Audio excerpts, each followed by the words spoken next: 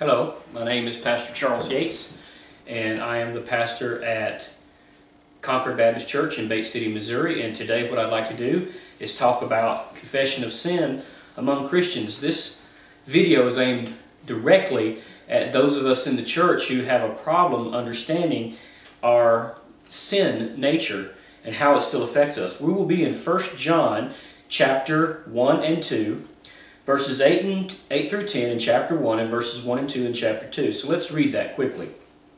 If we say that we have no sin, we are deceiving ourselves, and the truth is not in us. If we confess our sins, He is faithful and righteous to forgive us of our sins and to cleanse us from all unrighteousness. If we say that we have not sinned, we make Him a liar, and His word is not in us. My little children, I am writing these things to you so that you may not sin. And if anyone sins, we have an advocate with the Father, Jesus Christ the righteous. And He Himself is the propitiation for our sins, and not for ours only, but also for those of the whole world. Some things that I want to bring out as we talk about this today is the fact that if we deny our own sin, we deceive ourselves. Brothers and sisters, if we say we have no sin, we are lying to ourselves. It is a fact. Just today I've had to confess several sins to God. But it is a fact also that since the Holy Spirit dwells inside Christians, that Spirit of God points out our sins and allows us to make confession. Now, if we make confession of our sins, then God is able to forgive our sins and to cleanse us from all unrighteousness. So we cannot deny our sins, and in confession of our sins, God does cleanse us, because the Bible says, and I quote, He is faithful and righteous to forgive our sins. He is faithful to forgive our sins, and He is righteous, and in that righteousness He is the correct judge, the impartial judge who can forgive us of our sins. Now, the next verse tells us that if we deny that we sin, we make God a liar. Now, how can this be? God says very clearly in His Word that we are liars. Romans 3:23 states that all have sinned and fallen short of the glory of God. In fact, Isaiah 53 states that all we like sheep have gone astray, each of us turning our own way.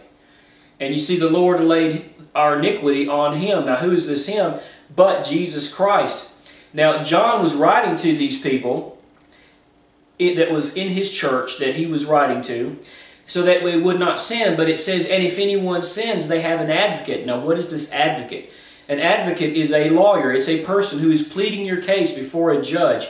Because Jesus was completely sinless, He could bear our sins. Because He was righteous, He could stand before God and say, Lord, Father, I know that this person has sinned, but he belongs to me, and my righteousness is applied to him. So that when God judges that sin, He sees Jesus. Now that sin is judged, but it's judged on the cross through the work of Christ.